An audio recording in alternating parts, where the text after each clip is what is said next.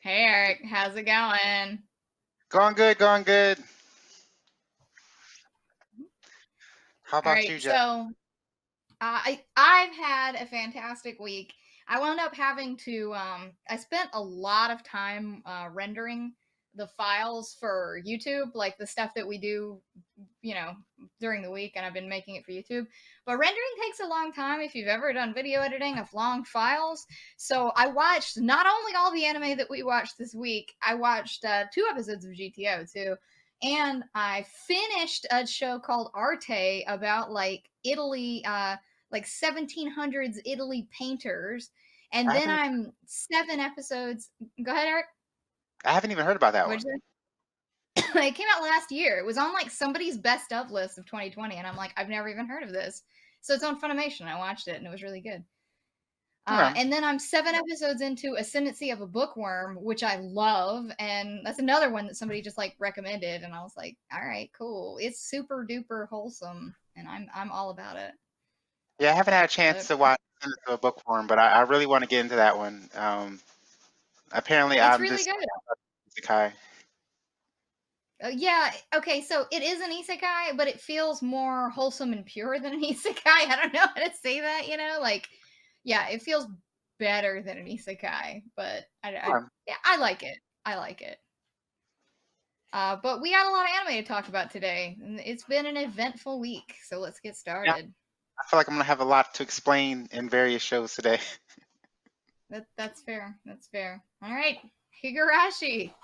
Uh, Oh, boy, okay, I got it's funny how you opinions. go to Higurashi, and it's always the biggest like punch. I got opinions about this one, all right, man. I have opinions. I don't understand why she has to feel bad for wanting to leave a town that she was tortured in for 100 years. Yeah, A I hundred don't get it. This episode, I didn't like the logic of this episode because it seems like they're not saying that the initial 100-year curse or whatever is what she's like. They're not saying that she's been cursed for that because she left the village. They're saying that after she left the village, after the 100 years, and when she went to like a high school and grew up normally, that was her quote unquote sin, and now she's being forced to do it again Yeah, because she left after being stuck in there for 100 years. And it's like, no, she got killed by literally everybody in that village at least one time. Like, no. yeah, for real. It does not make any sense to me. Like, why does she have to be punished for that?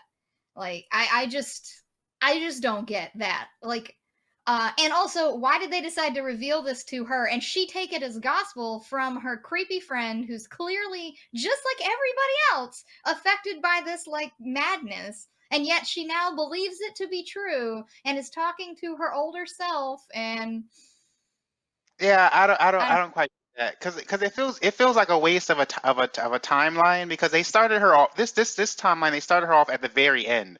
She was like, "Oh man, this really sucks. I'm literally at the end of the timeline, and you're gonna start me off here already like half dead." And yep.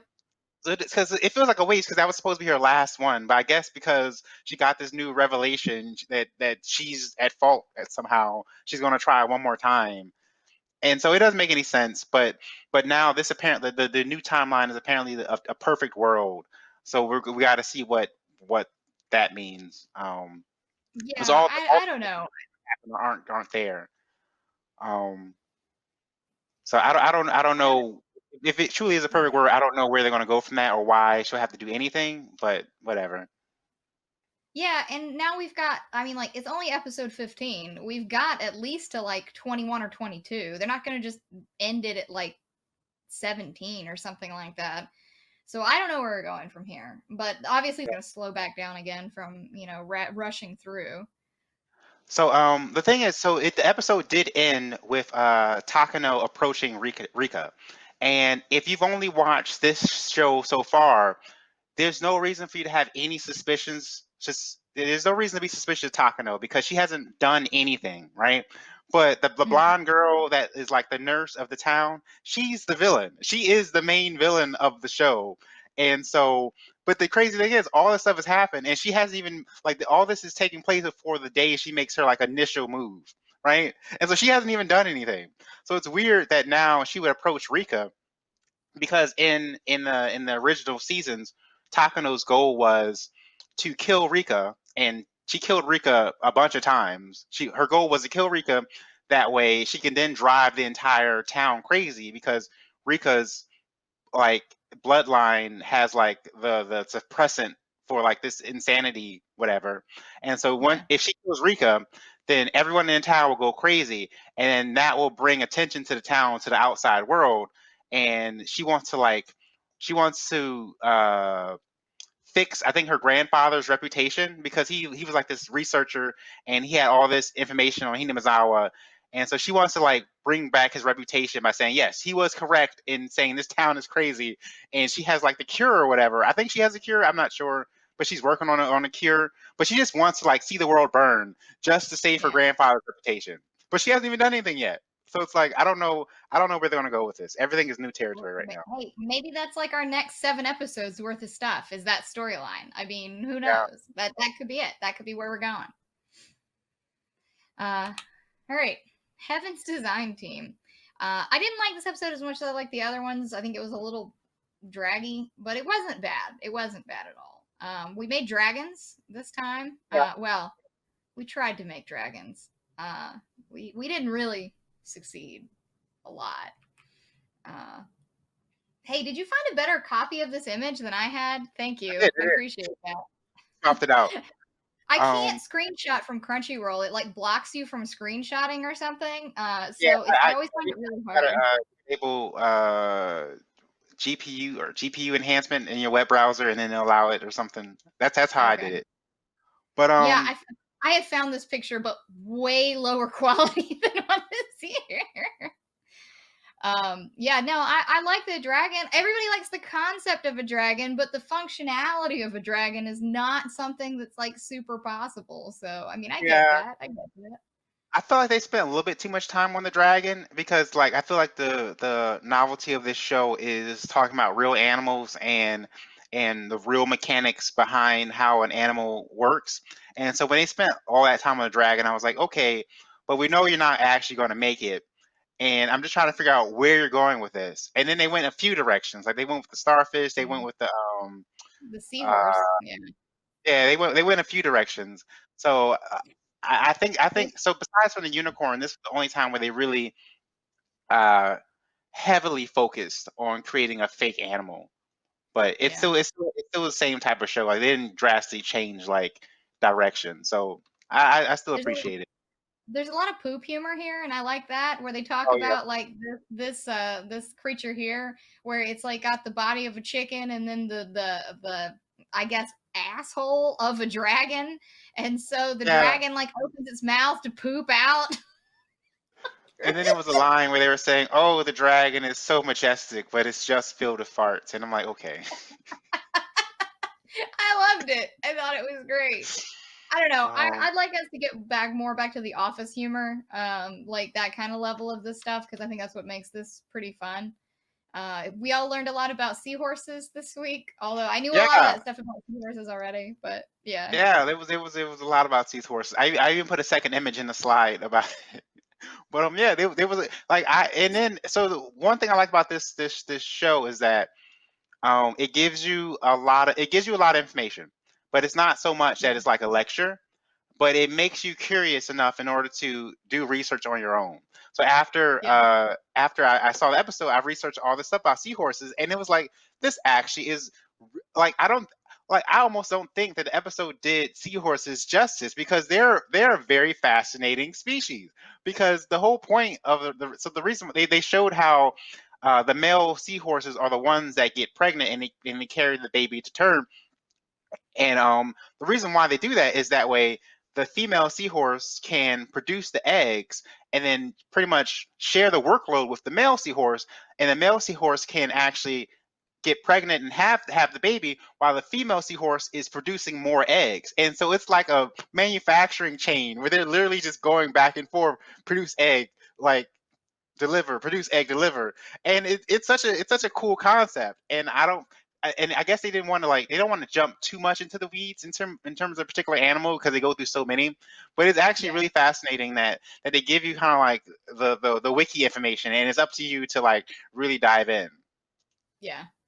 I don't know. I still love this show, but this episode I think was a weak point overall. I thought it was okay. I didn't think it was as good as the first two. But Yeah, yeah, we'll continue with it, and who knows what we've got for a whole season's worth of it. So yeah. We also learned about the flying snake, and that's terrifying. yeah, flying snakes. Yeah, that's a thing. That's Yeah, It sure is a thing that I didn't need to know about. That's kind of like the worm from the last one that swims into your yeah. bone. It's like okay. Like, all right, okay. Nightmare fuel is all I need. Okay, okay. Speaking Yeah, of things that are going to instruct us, yeah. So we have both our educational shows always on the slide back to back. yeah, they're So based on when they this air. is a Just good curious, episode. like slides are based on when things air. So yeah, uh, Cells at Work Code Black. As a reminder, if you haven't been following for the rest of the season, our host body, which at least has like uh, penis and testicle genitalia. I don't know how you want to say that. Yeah, That's all we know about our host body. Because we definitely the host body drinks too much, but then was off the wagon, but then or on the wagon, but then fell off the wagon and started drinking again. Smokes too much, is under stress all the time, does not take care of themselves. And then earlier they had erectile dysfunction and then gonorrhea. And now the stress is causing our fun T cells to attack the hair follicles, and their hair is falling out. Um, yeah. so Like I love that this show does a good job at linking the problems together. Like the reason why the T cells are doing this is because he got gonorrhea, and I think he got gonorrhea because he had so much stress that he had pent up stress that he had to like release it, and then all that's from his job and the smoke, and it's like a medical diagnosis of just like sequence of events, and you're like okay, how stress can and mess you up. Yeah, yeah, so it's like everything makes logical sense. You're not just throwing random viruses at the person. So yeah, I do like the how thought out the show is, and it's very informative, very informative. yeah. Yeah, I feel really bad for this guy who is now, well, this person, I guess, who is now losing their hair. And I feel like this body is going to go through a lot more tragic occurrences Yeah, as time goes on. And this was I love that the show, like, it does not take itself seriously in its context because it's talking about weird stuff, but it plays it like completely straight. And it's like, within the world, it 100% takes itself seriously, and these like T cells are like super jacked and they're one-minded, and then the controlling cell that's controlling them is like losing it and has a mental breakdown, and everything within the show is taking itself 100% seriously for the yeah. audience. But they do such a good job at giving the cells a personality that's related to their function. Like T cells specifically attack one type of cell, and that's it. Like they go after one cell and they're done, right? Or one type of Yeah, virus or whatever. And so that's why the T cells are so like military. Like, oh yes, we do this one thing. That's our one job. Don't get in our way. And it's like they put a lot of thought into it, and I appreciate that, and a lot of research. Um, so yeah. yeah, this show is really good. It kind of makes me want to watch the regular Cells at Work too, but I don't kind of want to Mhm. double up. But Yeah, yeah, no, that's a lot of cells at work. I feel you. I feel you. Okay. All right. So, quintuplets. I still hate the main character, but now I'm starting to hate a lot of the quintuplets too. So, I don't know how to feel about this show only one anymore. of them is worth hating. All right. Okay. Okay. No, no, no, no, no. Let's go into what happened in this episode. Yes, one Okay, of them is absolutely a criminal. An absolute 100% criminal. She yeah, drugged this man. She drugged this is the this second man, time all she's right? done that. She did that in season one too. Yeah, no, she's a criminal. We can agree on that. Nino is worst girl. But one of them decided that even though he has these real weird deep-seated issues about some girl he met, and like maybe like I think 2 of them know about it or something like that. Now 3 of them, because he told Nino in this episode. Or at least about some of it.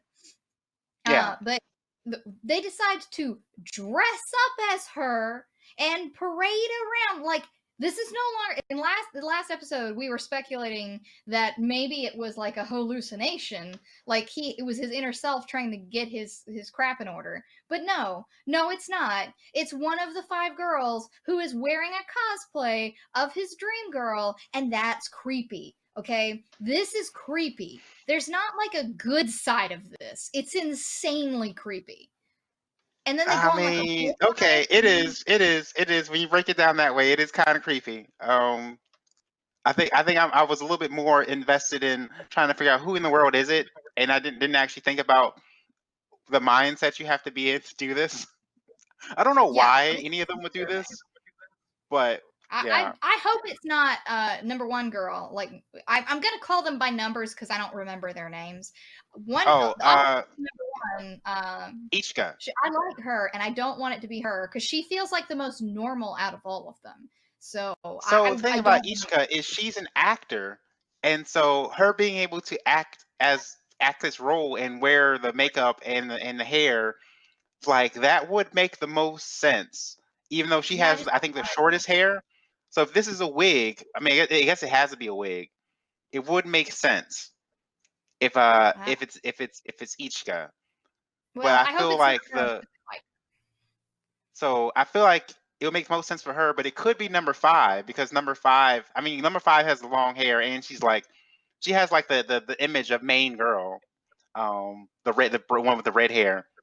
Yeah. So it could be her.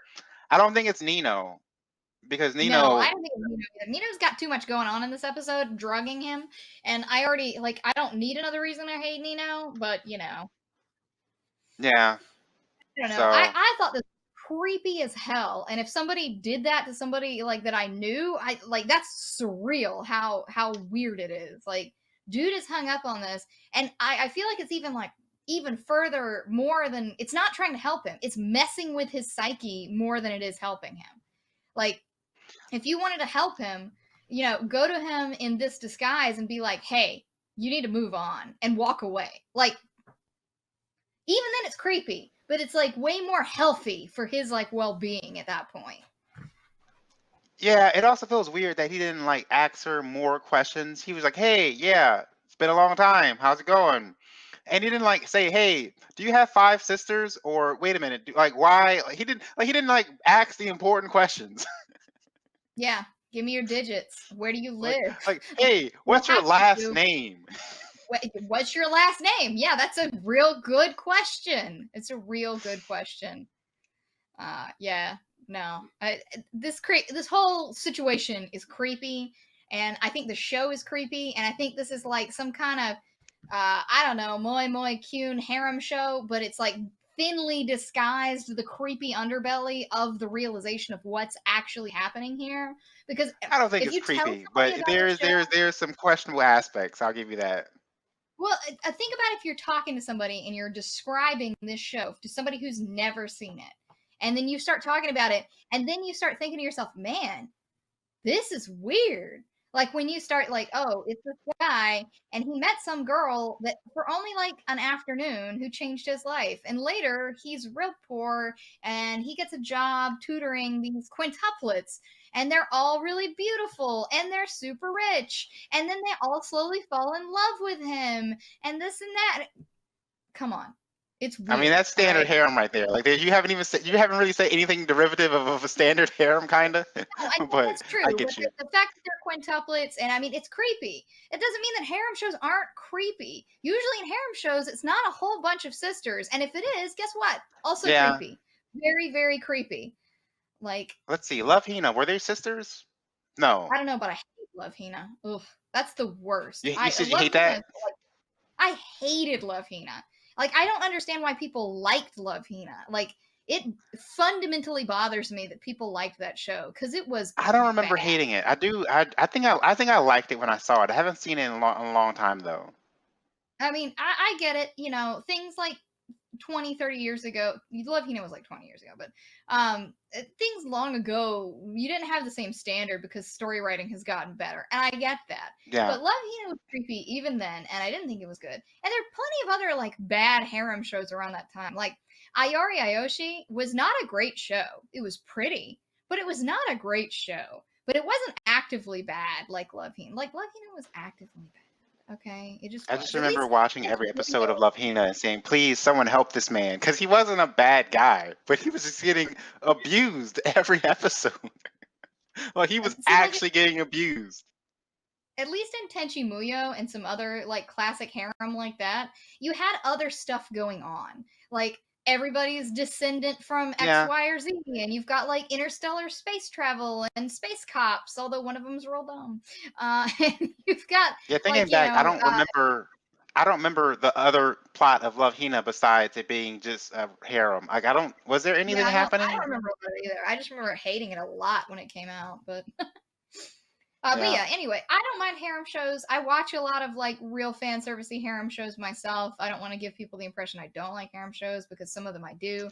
I liked Sekirei and most people didn't. I liked Koihime Muso and most people didn't. But I don't like this show. I don't. I don't like the main character. I still don't like him, but I really don't like Nino a whole lot now too. So, So going back to that though, there was one thing in this episode that I felt I had to explain to you. So in season one, I think they went to like a ski resort for an episode, and for some reason I forgot why the main character he wore a blonde wig. I think it was for like a play that they were doing or something. But he wore a blonde wig and he was walking around with it casually, not thinking anything of it. And Nino saw him in the blonde wig and thought he was like, "Oh my God, this is the most attractive guy ever," right? And so Nino fell in love with him wearing the wig, not realizing that it was the main character. And so he made up. She was like, "Oh, who are you?" He's like, "Oh, I'm Futaru, and I'm Kentaru's cousin." Right? And so he just made up some stuff just out of the blue just to get Nino away from him. But she's like, "Oh, you want to go on the date? You want to do this?" And so at a certain point, he was too deep to get out. And so he just went along with it. And Nino went through the whole episode thinking that he has this twin cousin named Futaru that doesn't exist at all. And she's like, "Oh, here's my bracelet. Like, remember me." And he stood her up just to be like, "Hey, no, we're not. This is not a thing." And this is so not apparently she happening. held on to that, and he had to bring that back this episode. So that Yeah, that's how that whole situation came about. see, I didn't know this because I didn't watch season one. And I read it as I thought that this was when they were much younger, like several years back, not like last season. Okay, that's Yeah. even more. All right, I'm gonna renew my hatred for main character because that's a real crappy thing to do. All right.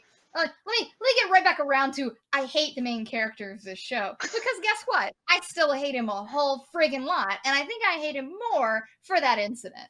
So I just get it. He's not that bad. It's just when you No, explain the he's things not he's that bad. done, But let me it tell you just doesn't this come off horrible thing that he very did great. earlier, and He's a Mouse good is still guy. trying to do it, and yeah, I don't, As I don't. long as we're on the same page as Nino, that's all I need. Oh yeah, no, we're absolutely on the same page. Nino is worst girl, and she can get right out. So yeah, she's a criminal. She's a criminal, and she's Yeah. drugged people. So yeah.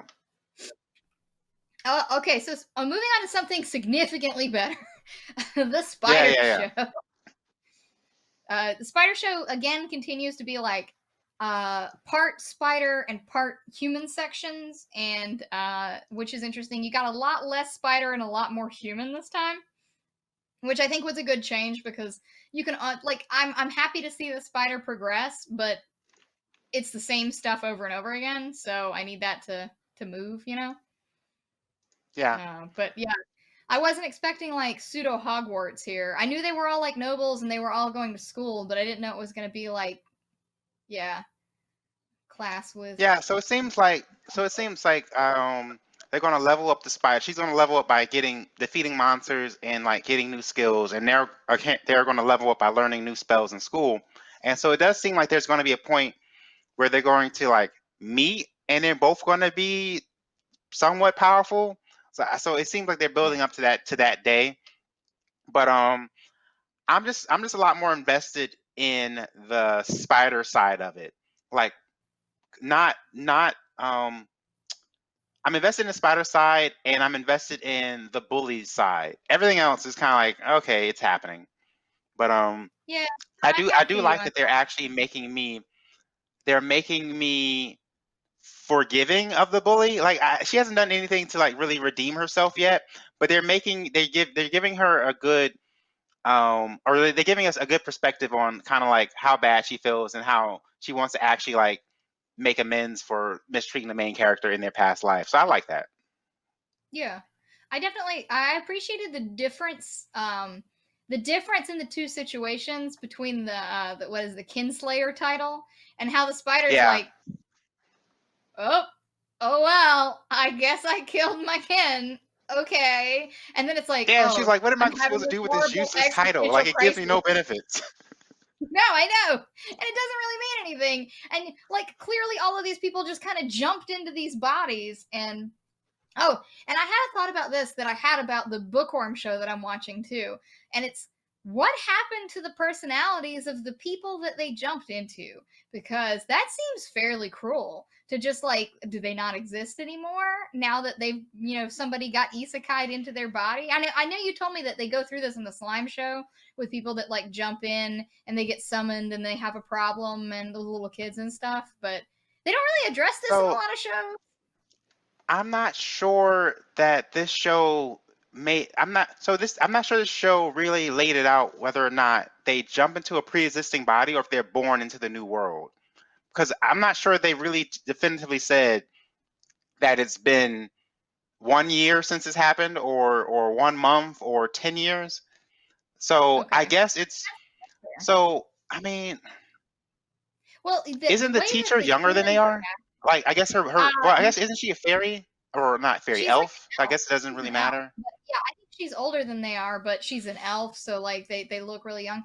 But no, I they are acting especially in the first episode when they're kind of giving explanations and stuff, like they're new to this. Like they keep calling each Yeah. other by the old names and they're making mistakes and stuff. And if you've been living in somebody's body for like 15 years, I don't think you're going to make those mistakes. It doesn't pass muster for me. Yeah, so I mean, it could be possible that they were born into the bodies, but they could have inhabited it. It could be like My Life as a Villainess, where like they just Did get she jump into a amnesia. body? Yeah, she jumped into a Yeah. body, but it was like she was always there. It felt more like she was the personality, but she didn't remember who she was until she got hit on the head. You know what I mean? Yeah. Yeah, I get you. I get you. Yeah. No, and I mean maybe. They're the section of Bookworm I'm in right now. They're definitely going over that part of like you're not the same person. What happened to you, kind of thing. But that's what I kind of feel like in this. It's like, what's the ethics of that in isekai? Is it? I mean, like when the isekai ends, does the person like jump out to another body like Quantum Leap style, and then the other person gets their body back, and they're like, what the hell is going on? I mean, Yeah, that would suck. That would suck. You're like, hey, all this stuff has happened in the last 2 years, and you're just your original personality. That's pretty bad. I mean, yeah, isekai like that actually would be pretty funny, honestly. I think it'd be interesting. I, Yeah, I did appreciate the Spider-Man reference in this episode. It was quite cute. Um, I, yeah. I like I, a, I'm, I I was like a lot of. Go ahead. I was surprised they did this. I'm not sure if this is in the. I'm not completely sure if this is in the manga. But I appreciate they added um some very I was gonna say relevant references, but I guess Spider-Man technically isn't like hot right Oh, I now, was but it gonna might say, have been more so when the manga was first airing. But yeah. No, I thought it was cute. I think the show is still really cute. I'm still really invested in the spider parts of it. I like that they're trying to vary it up, even though I do think that the human parts of it are not super interesting yet, but they're kind of sort of getting there. Like the bully dude kid. was such a stereotype that I can't even. He's such a stereotype, like the one that's like, oh, I gotta Yeah, show off, I'm the fire guy, and this, yeah, come on, man, get a new writer. Like, what are you doing? This is so ridiculously hackneyed. So yeah. That's why I appreciated the girl bully more because like they really kind of diverge from what from what you expect that in that situation, because usually the bully character stays that way until something big happens, right? But she's kind of just like, yeah, oh man, I really got the short end of the stick this time. Maybe it's because of how I was. yeah, yeah. Well, I look forward to seeing how she grows and evolves, and we'll catch up on that next week. Oh, one more thing Okay. though. Are you making sure to watch after the credits for Spider? Because there's a scene after Oh all yeah. the after credits. Yeah, so you got to make sure you watch it because this one show that she's in a pretty rough situation right now. She has it showed her next quote unquote opponent, and it's a pretty big deal. It's true. It's true. There are pretty cool after scenes in Spider. All Yeah, right, so on to some real random jumps here. So, as a reminder, Yashahime, sequel to Inuyasha, set in the future with the kids of Inuyasha and Sesshomaru. The last episode was episode 15, where we had basically not all of it, but most of the backstory everybody has been clamoring for since episode 1, okay? Is what everybody yeah, wanted to see. However, we've just jumped into a situation because that was all flashback that the main characters were not privy to whatsoever. They still don't know any of the story. So we jump into, like, the first scene in this episode is there's some woman standing on a cliff and Moroha knows her. And it's like, oh, I can't believe you're here. And I think there was just a collective confusion from everybody who has been streaming the show, watching it, to be like, who are you? Where even yeah, are we? It was so abrupt with no like lead in, with no like here's where we were kind of backstory. No, she's just friggin' standing there. And it felt super duper duper abrupt. And yeah. yeah, And it was weird.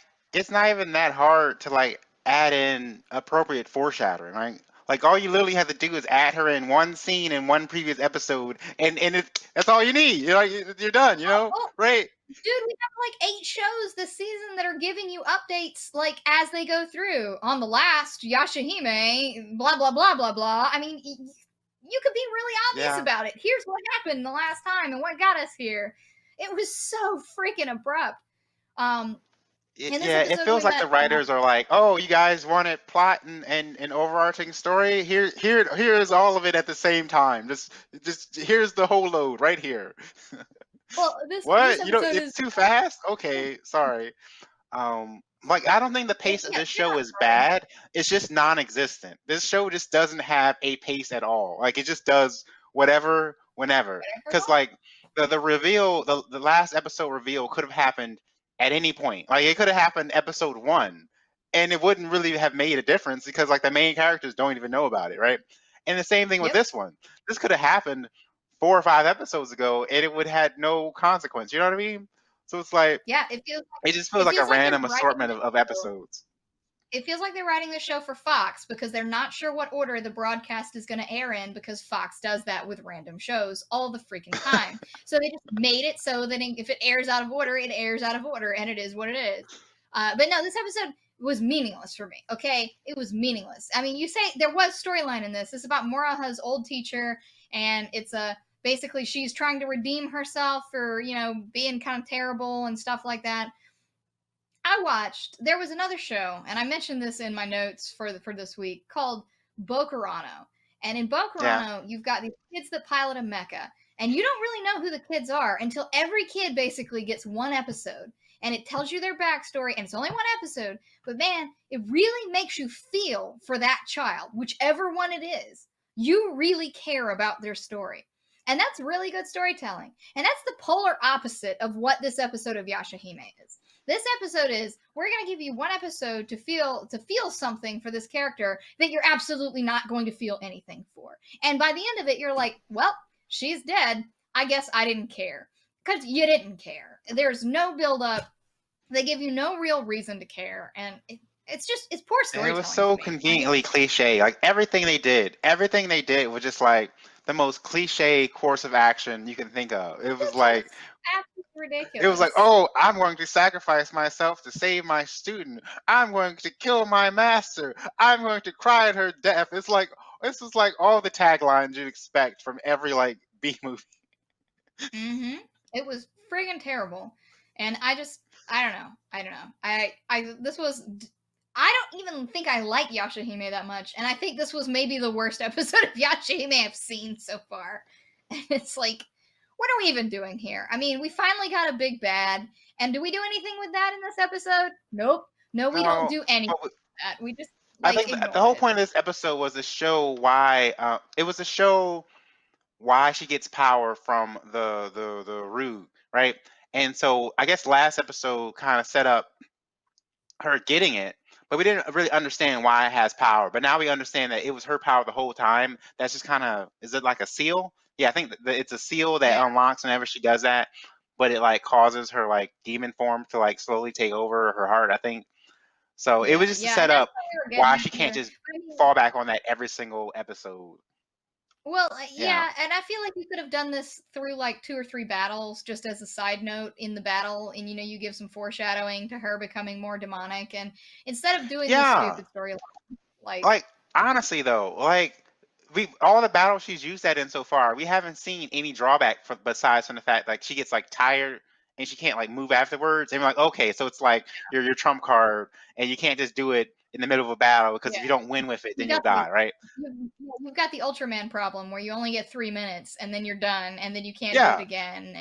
Yeah. So that's what we thought, but now it's like, oh no, if she literally does it, now she's literally gonna like lose herself. And so okay, gotcha. But Well, I feel the like way and the then way they brought also that in, the way they brought this plot into it just felt so forced and it did. Well, just it like didn't make matter of sense factly either. written. It didn't make sense because if she has this like detriment, why wouldn't they just tell her that too at some point? They never actually Yeah, told her that. They were like hiding it from her, and it's like, what? Like maybe that made sense when you were like a very small child, but no, this doesn't make any sense. She should know that. She should absolutely know that. yeah. Ugh. Honestly though, like I don't know why they're so bad. Like for a show that's like so much about all these people like having like bonds and relationships, and they're all doing stuff together. They don't communicate. Like someone tell Yeah, her that her mom and father are trapped in like this alternate dimension. Like someone just, hey, your mom and dad love you, but they're they're trapped right now. No one has mentioned yeah, that. That's ridiculous. yeah. Yeah, this I don't kid know. just thinking she's just an orphan. Yeah, she doesn't know. She just it's this show is frustrating more and more, and I guess I don't know if I'm glad it's less boring now, but it's still a little boring in some parts. So I don't know. Yeah. I don't know how I feel about it. It's gotten real problematic with the Shomaru stuff that everybody was worried about and turned out to be really very true. So I don't know. I mean, yeah, I don't know. But we had better shows to go to this week. So Yeah. like the best show. Yeah, Wonder Egg Priority. Wonder Egg is interesting. Uh, Wonder Egg continues to be the best show out this season. Okay, this episode I thought was really good in a lot of ways. I'm still out for picking the best show. But Wonder Egg is definitely a contender. So today we Oh, met the girl in the forefront. She is a low tier that's a Rika. idol character. Huh? Her name What'd is you say? Rika because she Rika. reminded you like 6 times. Yeah. Well, she's a low tier idol, and the person that she's trying to save is one of her fans that you think she's just being an asshole to in the beginning of the episode, but really it's one of those, I guess, tsundere trope type things where she's acting like she's cool and she doesn't care, but she actually really does care, and she has a breakdown and stuff when she's talking about it. So yeah, like I'm kawaii because I'm so cute. She is kind of a jerk through the entire episode, although you find out more Yeah, about her backstory that makes her more complex. And she borrows money from our main character here, like and she borrows money from everybody. she like I get that. I get that the episode kind of sets her up as being, yeah, she's a bad person, but she feels bad, so it's like give her a pass. No, she's a bad person that did a bad She thing, is and bad. she's continuing to do bad things. Like she She hasn't is. made, like she's no say. I'm not sure if she's even worse than when she was just getting money from her fan. No, I guess she's.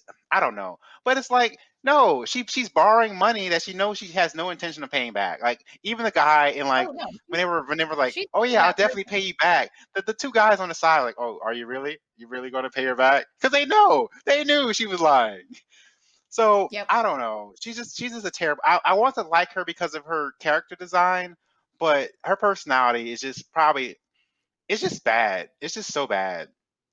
Well, you don't Um, have to like her as a character to appreciate the complexities of her personality. And that's what I like. I think she is a much less straightforward type of personality than the other two girls in a lot of I ways. And it gives suppose. it gives dimension to the show, like it gives interesting plot line to the show.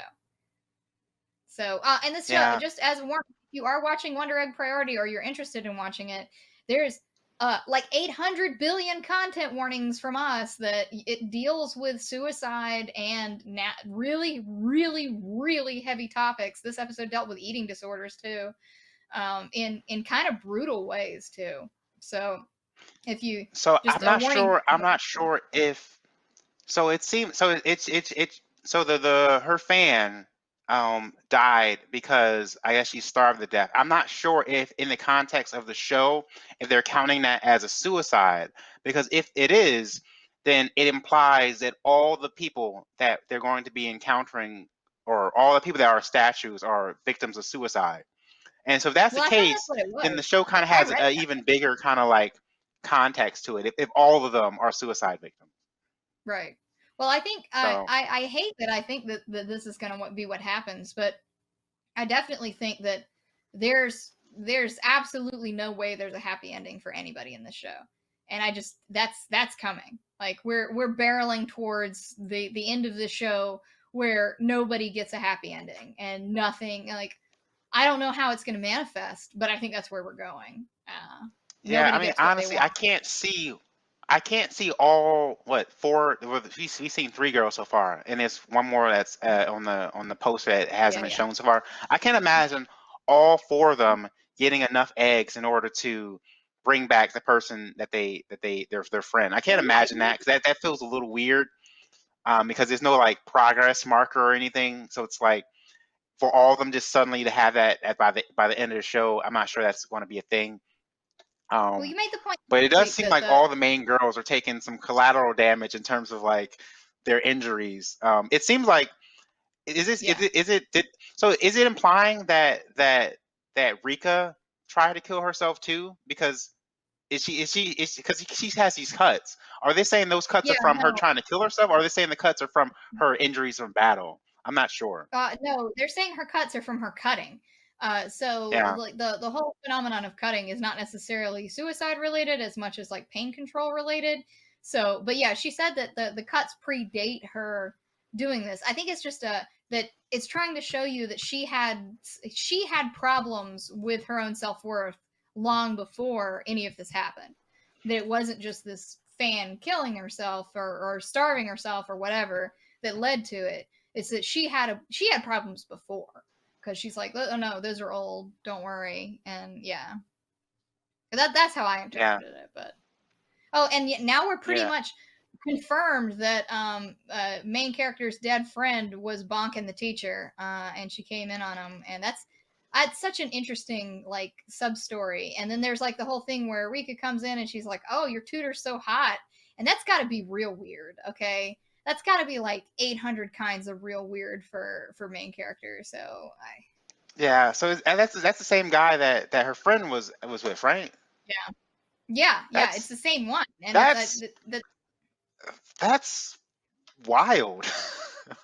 well, Like, I guarantee that he feels partially responsible and he's trying to make amends with her because he couldn't make amends with the girl who killed herself. And like I guarantee he is in like some kind of guilt spiral that is driving him to constantly be over at her house with her mom and stuff like that. Like Yeah, dude Yeah. is definitely I in the mean, but book now it seems spiral. like he's going to be in a relationship with her mom, and that's like That's that's weird. not Yeah, okay. I don't know how I feel.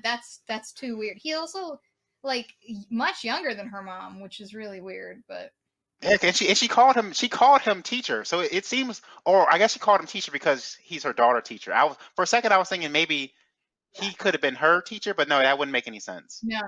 She called him sensei Yeah, because he's her daughter's teacher. I think it's just the title. So yeah, yeah, no, I'm really bought into Wonder Egg Priority is definitely my number one for the season, hands down. It's beating Titan for me, I think, because Titan is definitely exciting, but this show is more interesting, I think.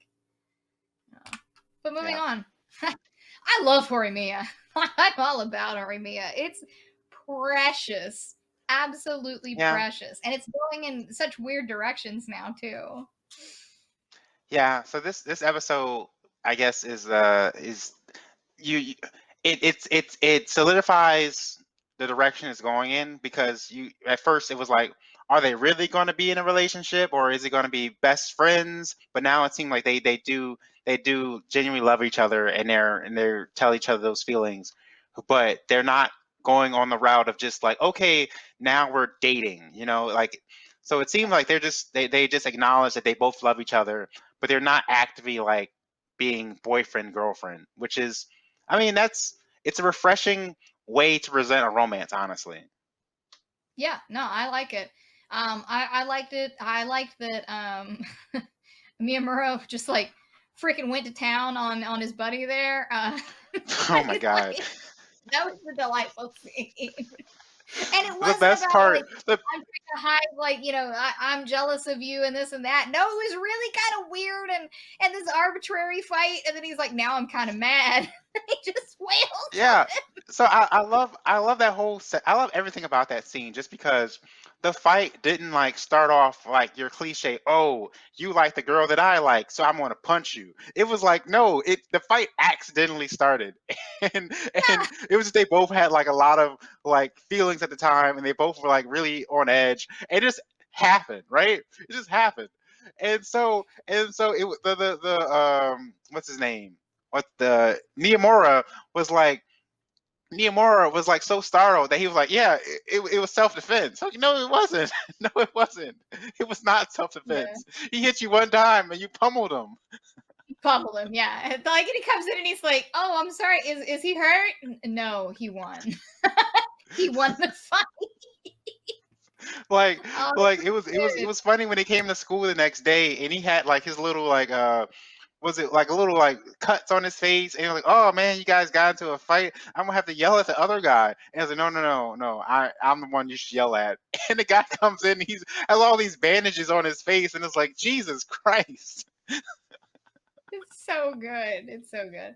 I like that we're on a timeline that's a little tighter for this show too, because we're gonna have action a little faster. So like they're third years, they're about to finish high school, I'm pretty sure. Yeah, And they touched on that in the last episode, and we're definitely on a timeline here. Also, yeah, I little like, pink haired girl, she can get right out. I don't like her. I don't yeah, need her in my life. like I don't like her. Mm-mm. like Remy No, Remy is so bad, because like she was I hated her last week when she was like, when she set up Hori to take the heat for not having the oh yeah, documents signed or whatever, right? So I hated her she then. was a jerk But last week. now Yeah, she's just like, for no reason at all, she's like, oh yeah, I'm gonna go after the guy that I know that you like, what are you doing? Like, she literally has a boy. Like, she gets introduced as having the student council president as her boyfriend, and they didn't even yeah. address that. They didn't even like, hey, aren't you dating somebody? It was like, oh no, Nope, nope. I They just were want your just like, boyfriend. nope. Yep. Well, I'm just interested in him. So if I'm interested in him, then you can't have him. And like, what kind of crap is that? Like, and number Yeah, one, how does this girl have any respect too? Because clearly she's wearing her attitude on her sleeve. So everybody's got to know she's a jerk. I mean, being pretty only gets you so far if you're a jerk. So I don't know. yeah.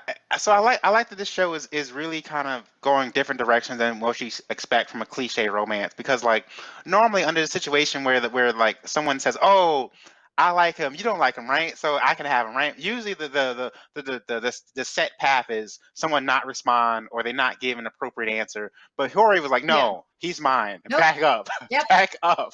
Yeah. Hori's like, nope, we're not playing this game. Nope. It took her a second, but it was like, we're not doing this. We're not doing this here. We're gonna fight. I will fight you. And Hori could definitely beat up that girl like 110%. She's got mom strength, like having to pick up her little brother all the time. Yeah, she could definitely. Oh yeah, she would break her. Yeah. Oh yeah. Okay. So I've been really excited to talk about Skate the Infinity this week. Okay. Okay. Very, very, very, very, very excited. All right. So to give you guys some background, if you haven't been watching Skate the Infinity, this is definitely becoming our all-boy cast yaoi bait show of the season. And I don't mean that in that there's actually like there's so far as we know, none of the characters are gay, but it's definitely one of those kind of shows. I mean, you have lots of different character designs in here, so there's a nice buffet to pick from. Whoever is your taste. Absolutely. So you've got this episode, and I'm not going to flip the slide yet because the slide only deals with the last like 2 minutes of the episode. So we didn't talk about the episode first. You've got a snowboarder dude who looks with the white hair here from Canada, and he is now learning to skate, and he's figured out how to do an ollie, and he gets challenged by this little kid, and the little kid is like all-star, and you find out the little kid used to be friends with people who were other skateboarders, but then they abandoned him because he was real good, and they're like, oh, well, you're real good, maybe you should do it by yourself. So now he has no joy in his life, and like the redheaded guy is like, oh, I see, you don't have any friends and you don't have any joy in life, and that's why you're having such a troubled time. So yeah, no, like white-haired guy winds up having like a turf battle with him, and his board breaks, and then they get like a new board concept that he can like better use it like a snowboard. And I'm learning a whole lot about how skateboards work and like movement dynamics and motion and things, and it's kind of interesting. Not Victor, yeah. Logos Gaming says we're gonna not call Victor. Him not Victor. So his real white-haired guy name is Langa, red-haired guy is Reki, and the little kid with the cat tail is his name is Mia.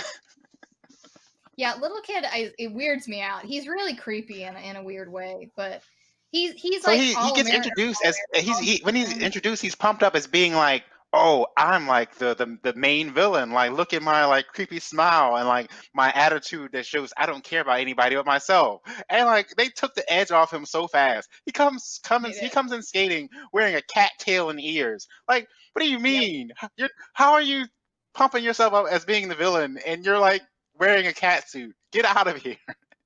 So well, that's like, I feel like took the edge off him pretty fast.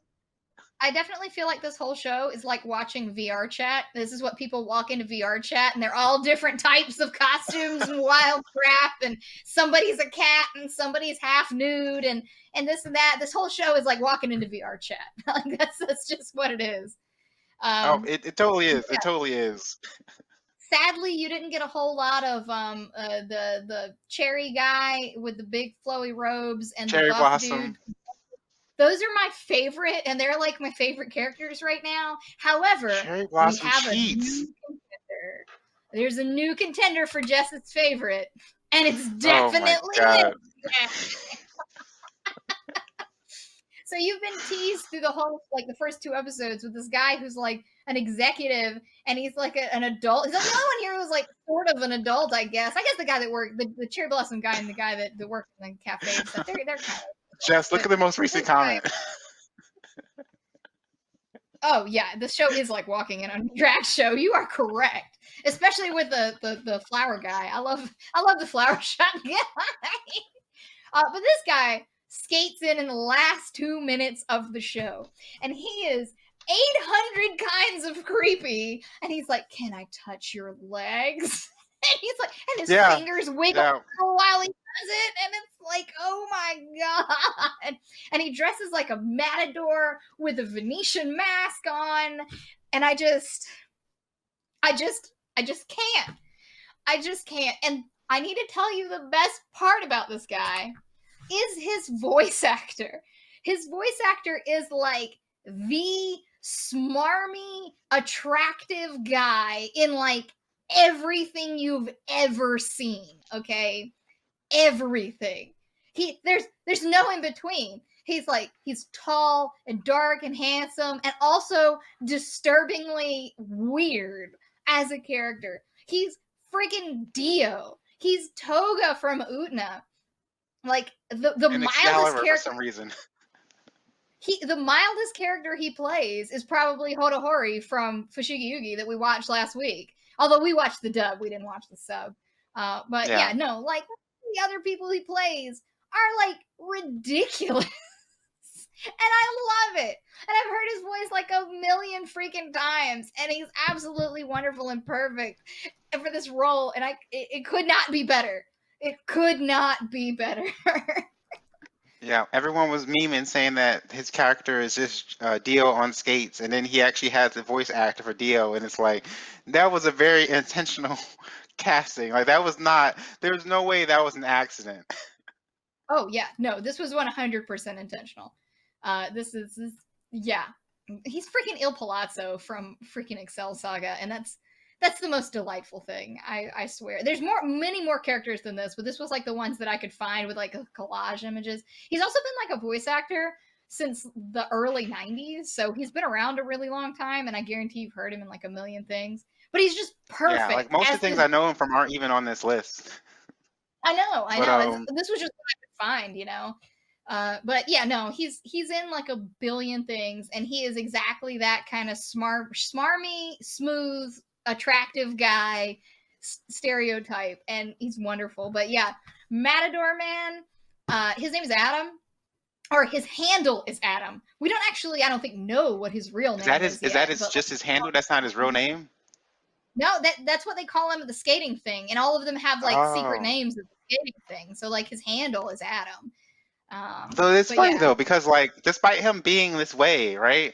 Like his 9 to 5 is working. I don't know if it's in like an accounting firm or something, but he has like this 9 to 5 desk job, and it's like Oh, it's what? gotta be. It's gotta be more important than that because they're like, I'll get the jet ready. I mean, like, dude's Oh rich. yeah, Dude's like a high-powered executive, and but he's like super duper like sadistically amused with all of this freaking skating stuff because he's like, I am intrigued, and he's insane, and I cannot wait to have 800% more of this guy. I need this whole show to be this guy just messing with people in creepy ways.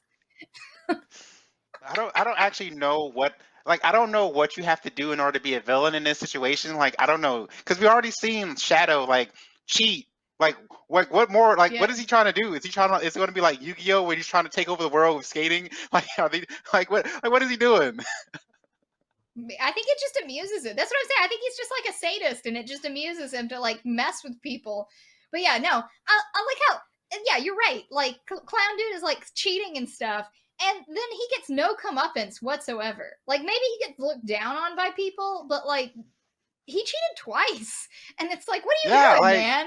so it's like that's fine apparently. So what is he going to do? Like is he going to kill somebody? Like what do you have to do in order to be the villain? I don't know. I mean, in Fast and the Furious, they started killing people, and this is basically skateboarding Fast and the Furious. So, I You mean, know? maybe that's where we're going. Maybe it's going to be like, murdering Yeah, people. Hans is It coming could in. be it. I don't know, but oh, apparently they said in the second duel that you see Shadow in that cheating is allowed. But I think I'm gonna call a little bit of bullshit on that because I don't know. I feel like if you don't have rules here, then what's the point? And why wouldn't people like just get their buddies to jump you on the middle of the track? If cheating is allowed, then I mean, might makes Yeah, right kind I of bad. think like Gives a lot throwing of stuff holes. in the ring and stuff like that. I think that's allowed, but I think it's probably like a code thing. So it's like there's probably not like hard set rules, but there's like an understanding of what you can and can't do that we're just gonna have to like get accustomed to, or watching more Yeah. people, I guess, cheat. I don't know. I'm Because excited apparently for the show. having self-guided skateboards that calculate the curvature of the road is perfectly fine as well. Yeah. Cherry Blossom's like skateboard is so OP, and I don't get that. I don't get that, man. But whatever. I'm very excited about the show. I am super stoked about the next episode. This one comes out pretty early in the week too, right? It comes out on like Monday or something. Let me see. This one comes out on. This is actually a Saturday show. Oh, beautiful! I'm gonna watch this on Saturday then because I'm very excited about it. But Yeah. I guess Skate our week start Infinity. on Thursday, so yeah, it is early in the week. Uh, Thursday is so yeah, stacked. Like we have like Thursday, like 6 hour shows come out. I know. Well, the only one we can't watch before the next thing is Doctor Stone, though. Before the show, Yeah. like because that comes out right as we're airing, basically. So, Hmm. yeah, looking forward to Skate the Infinity. Looking forward to more Not Victor and Matador and Clown Guy and all of these people. I'm heavily invested. Yes, please give me more.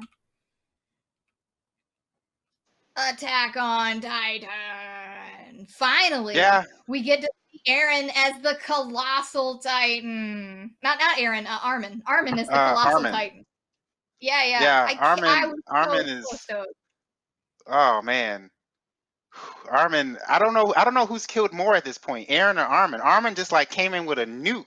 Like when they showed Armin, it wasn't even like a backdrop. They just showed red behind him. It was just like, hey, here's Armin, here's a red background. Like we don't have to animate anything else.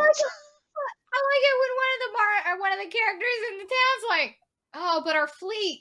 Nope, that ain't your fleet anymore. Ain't no fleet anymore. Nope. Yo, That's a hot nope." Oh my god. like that was ridiculous. That was actually ridiculous. And then in the whole fight with the Warhammer, it was like the Warhammer, like, no, I got this. I got this. Aaron was like, no, you don't. Then Jawhammer was Nope. like, nope, no, you don't. Then Oh Levi my was like, god. nope, no, you don't. The Jaw Titan comes in, and the Jaw Titan's like, "But they're attacking me as humans. What even is this?" And then the Jaw Titan starts to get worried. But then, like, the Tank Titan comes in with the other guy, and they're all like, "Oh, we're gonna help you out." Little did they know. All right. And you've It got was so funny. Another image has been circulating on Twitter and Reddit. Is the screen cap of when one of them says, "Don't worry, we're in control of this battle," and it was like halfway through the episode, and that's when everything just like plummeted downhill. Like we're in control of the battle. No, you most certainly are not.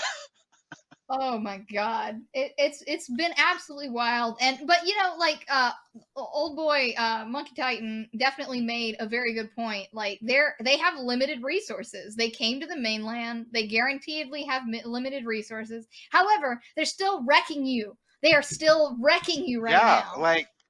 like this is a pretty clean win for them. Like they've lost a few people, but like they've destroyed their entire military ranks. Like one, at least one Titan is permanently down. Like Warhammer permanently down. That's a big loss, right? That's a Yep. big loss. And then like Warhammer is OP. their political ranks is messed up too because they killed the guy that was like, I don't know, is he like their president or whatever, or head of that family? So it's like their whole rank is in disarray. Like the only people that died on the main characters like side is like the red shirts, like. Yep. So Yeah, it's like and this is everything a pretty clean win for them. So of course something has to go wrong. Well, you got the Jaw Titan, and he's like attacking, and then now he's got back up, and he's feeling pretty good, and then he attacks, but he attacks that crystal thing, and then everybody realizes, oh god, Jaw Titan can break the crystal thing, and so does Aaron. So Aaron's just like pounding him onto the crystal Let me borrow thing. your jaw for a moment. Oh my Like god. And then it shatters and he drinks it like a juice box. Okay? He drinks that lady like a juice box. Just like so for a second I thought that he was going to have the jaw titan eat her and then he was going to eat the jaw titan, but no, he was like, no, I'm just borrowing your jaw, just crack it open and we're Yep. just going to down it. Like I don't see how this is going anywhere good because Titan is fairly immobilized and all her dudes are dead. Like all her dudes are completely dead, and then other guys not Yeah. doing real well. And now we've woken back up Armored Titan, because he's wishing for death, but now he's not wishing for death as much anymore because he's got to save the children. But I So don't see how this ends very good for the nation of Marley here. Okay, it just does not seem very good for them. so it was funny because when the kids were yelling at the armor titan to wake up, and he was just like, please just let me die in peace, just shut up, please shut up, I'm trying to die here. And so it reminded me, there was a scene in Bleach where Ichigo literally gets killed, like he's 100% dead, and there's a hole in his chest, and it's just like Ichigo is gone, and Orihime was like, oh my god, the hero's dead, what are we going to do? And she's just yelling for no, like she's just yelling, wake up, and he's like cold dead. And so she yells so loud that it brings his soul back from the dead into his dead body, and he fights as a full hollow. And it's like, this is what this is reminding me of, just let the man die. Yeah, yeah. No, Reiner wanted to die, man. Reiner was ready. He was like, nope, nope. And now he's got to get up and he's got to fight Eren. And Eren is ready. Eren is ready to just give it all Aaron right just ate here. the Warhammer Titan, so he's like even stronger than before. So it's like I'm you should have just stayed down, secretly man. hoping that Eren winds up eating all of them and becomes the Super Titan, like Voltron. Okay, like you just keep Oh my combining god. pieces of Titans onto Eren, and then we get Voltron, and he becomes the massive one. Because okay, so bear with me here.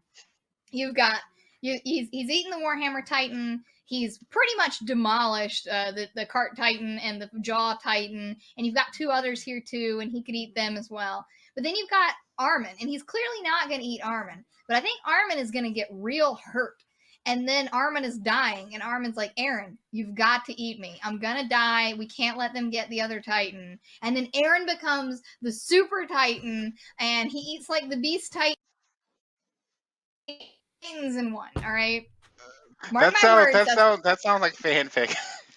I don't I think think it's gonna that's go that way, but I'm sure a fanfic like that exists. well. And then at the end, like Eren like kills himself or something because then all the Titans don't exist in the world anymore and things can go back to normal. And that's the end of the series. I've not read the manga, so this is just me spitballing. But that's Voltron Titan is what I'm aiming for. Voltron. Voltron Titan. I don't think it's gonna go that way. I think they're gonna cap Aaron off. Like, I don't think they're gonna allow him to get much stronger, because like at that point there's no way anybody can beat him, because even Beast Titan was like the guy that we've been hyping up as being like, oh, he's the strongest out of the opposing group, right? He went Okay. down so fast. Like I was gonna Levi say was like, not today, buddy. his Like, superpower is baseball. All right. I'm not here for it. I don't think it's that great. All right. His I superpower mean, is but he baseball. wrecked them last season. It I was know. catastrophic. He killed so many main characters last season. So for him Save to me go some. down that fast, it was like it was when it's the equivalent of when when Thanos went down in the first like half of the second movie. It was like, wait a minute, but he's the guy. It's over. He's the guy. Yeah. No. I don't know. I don't know. I'm just. It's gonna eat everybody. It's gonna be weird, but we're gonna get there.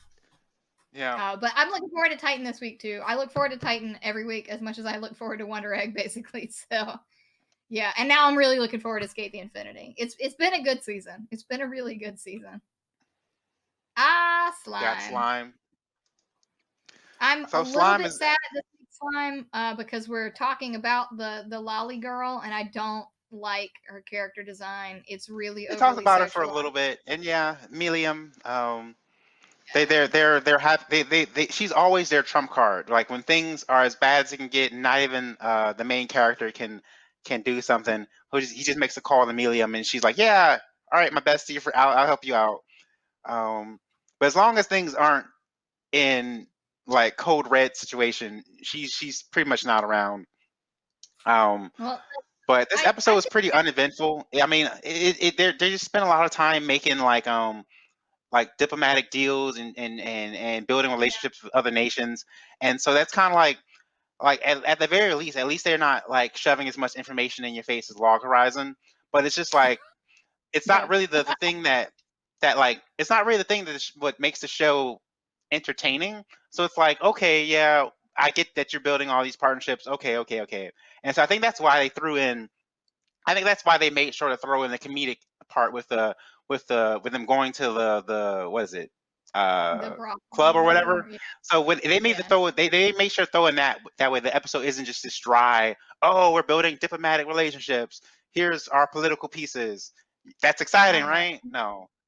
I So kind of like the I do dry part. appreciate that they're trying to like not make every episode just like the same, and they at least have some comedic sides to it. That way, you can still appreciate the show as it's trying to build these blocks for something bigger. I don't know. I feel like we definitely stepped into tropey territory like all throughout this episode though. And I was interested in the Yeah, show because the show is interesting from a world building perspective. And I actually didn't particularly like this episode as much because of the tropey stuff. Like, I get that you need some of that. I get that you want some of that. I get that you have a really big, busty ogre chick, and, that's a kitsch for this show. I understand it. I like boobs. It's cool. Apparently, I'm getting bright and dim here, but that's cool. But it's like, I don't know. It was real tropey. It was real all. It was real standard kind yeah. of crap. I do feel Uh, I do feel it's a little necessary though. Like I feel like I if you really don't have this, then you run the risk of just being Log Horizon, and Log Horizon is yeah, I not in a agree. good spot right now. I'm with you. It was just like a lot of it at one time. It was definitely the my women at home are upset because I'm going to see, elves in a brothel or something. It's just Yeah, so too standard. I wasn't sure like the way Shion worded her complaint. I'm not sure if she was upset that I'm not sure she was as upset that they went there. More so that they went there and didn't invite her. So I'm Mm. not completely sure. I mean, that would be more interesting. Um, I'm gonna be honest than what the standard would be. But I mean, I didn't think it was a bad um, episode. I'm still interested in slime. It's definitely of standard isekai. It's definitely more interesting than a lot of the ones that I've seen. I like it better than yeah. Long Horizon. I certainly like it better than ReZero because I'm not about ReZero. But So there I, was one plot this episode was we got to see Milan, I think that's how you say her name, Milan. mm, She's now infiltrated the heroes like group. And so because I guess was it last episode we saw that the main villain was like, "Oh yeah, I have one more request of you before like I release you of I don't know, your servitude." And it was his and he was she's supposed to be a spy for Tempest. yeah, And so it seems that she's going to be a big deal this season. I don't know how that's going to play out. I don't have any information about her, but it seems she's going to be their spy and is going to infiltrate through the human. I don't know what do you call them? They're the adventures like squad or yeah. whatever. I don't know. They're trying to build a good reputation in other towns for Tempest because people are afraid of the monsters. Isn't that what the storyline is? Yeah, Like so they're I guess her infiltrating that particular group actually is could be bad because if that group's sole purpose is to present a good image of Tempest, then if she's muddying that up, then yeah, that could cause problems. yeah. They're the astroturfing propaganda so that everybody likes Yeah. Tempest. No, and I think that's smart. I mean, like I think that is definitely smart. So I look forward to seeing where the show goes. I mean, I like the politics part of it. I understand that it can't be that dry all the time because I am launching Log Horizon 2, and I understand the drawbacks of that. Oh But boy. yep, we'll get there. Don't worry, because it's next. Over there now. We're there now. Welcome to Log Man, Horizon. oh man. I'm a big fan of Log Horizon, but dang, man, this The show has Persistent really Life been Cycle. it's been painful to watch. It's been Yeah, painful.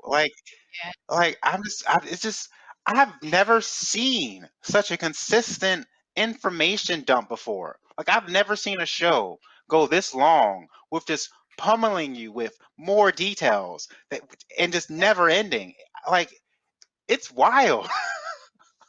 Well, we finally got to somewhere that feels like a crux of something happening because a princess chick, Rainisha, or whatever, I she's forgot her like, name. okay, I'm gonna wear the council uniform and I'm gonna be like, nope, I'm not gonna marry this guy. And it's not because well, supposedly, it's not because I'm in love with Glasses Dude. It's actually because I want to run my own district and I want to run my own stuff. And I respect that. I respect that. But It's at just least it's like something. like Something's gonna happen. we went through so much talking just to get to this point. Like just think about all the things that have been explained in the last 3 episodes, right? We went through all that to get to let's put it to a vote. Like Yep. like we could have gotten there 2 episodes ago if it's just let's put it to a vote. Like Democracy ho. I mean, that's what we got to. so it's It's democracy ho.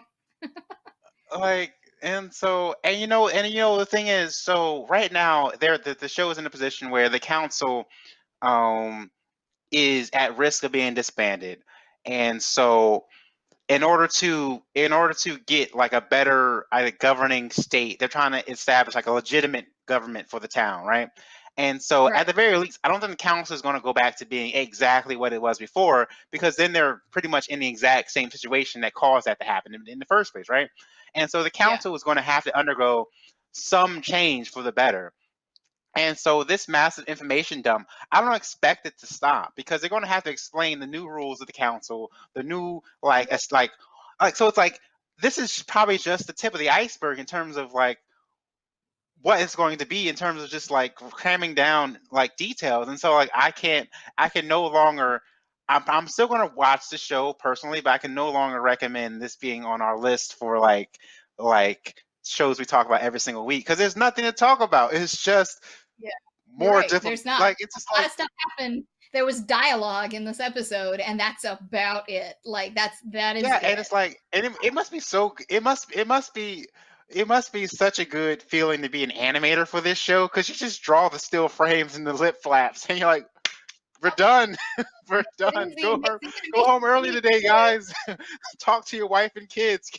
Like have a meal with them tonight. Like you don't have to do overtime.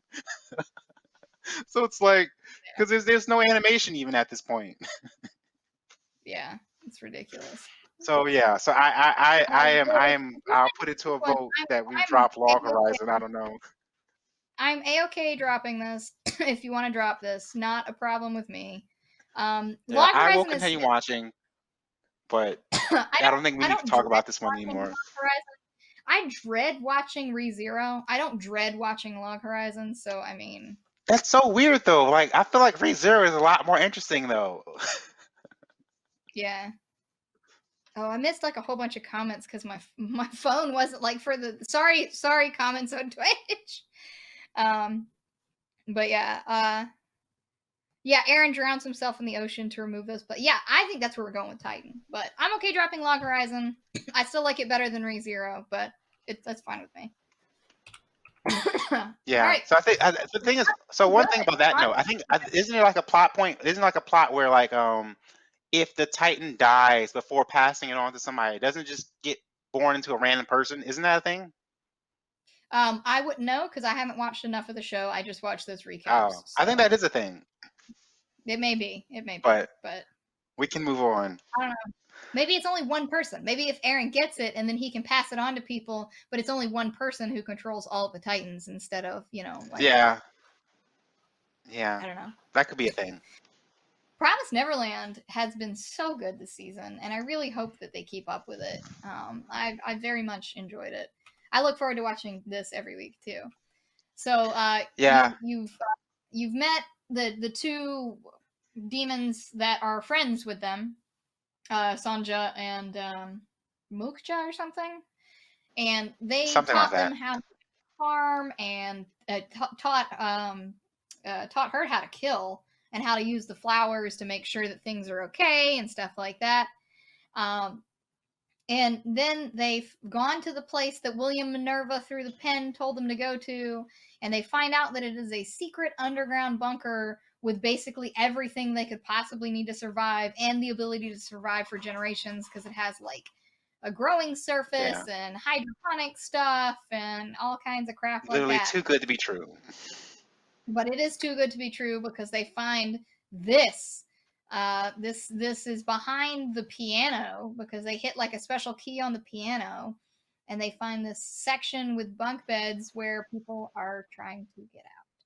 So who Like knows? They this probably is have this is so people. strange to be in there. Like what circumstance would you write help on the wall? Like who's going to help you? Like you have to get in there to you have to get in there to even see it. So it's like I don't know.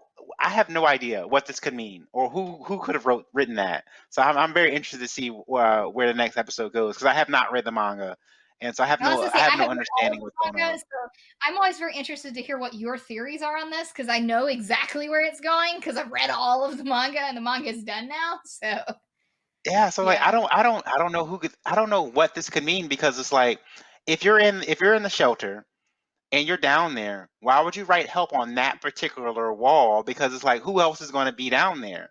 Like Hmm. is it saying help like is it not saying help me escape there? Is it saying help me somewhere else? But then like where's the more you need more information. So it's like I have no idea what's going on. I have no idea. Yeah. Well, if I had to guess, I would think that the next episode we're gonna get a small time jump, as I think. So prepare for that. If Okay. the manga is really long, and I think we're gonna get a small time jump. Not nothing really big, but just like getting used to where we are, kind of stuff. So I'm looking forward to it, and I'm looking forward to the next section of Promise Neverland because it's definitely a different show now. Season 2 is a radically different show than we were in season 1, Yeah. in a lot of So different one thing ways. I didn't quite understand about this episode is so I like the what's her name? I wrote her name now. Majika, I think, or I don't know. The girl monster, but The dream. Sanju, the male monster. I don't understand his plan because his plan seems to be he's gonna let these kids escape and then Mm. he's going to let them like thrive in the world that way more of them can exist and that he's going to then eat their grandchildren or great grandchildren like how many generations is he planning on letting Well, go to eat he's children got like a what is his end goal? Well, the idea is to release all of like the humans that they have in this world so that they can breed and they can become free range humans that are wild. It's like eating wild boars instead of pigs. Like you want to make sure that the population is sustainable, and then after that you can start hunting some. Okay, so it's like when Ted Turner bought a bunch of buffalo in like Wyoming. Like Ted Turner, like the media mogul guy, decided that he wanted to raise buffalo. Buffalo were like super duper endangered and stuff, right? Because they were over hunted when way back in the day when white people first came to the area that is the United States and stuff.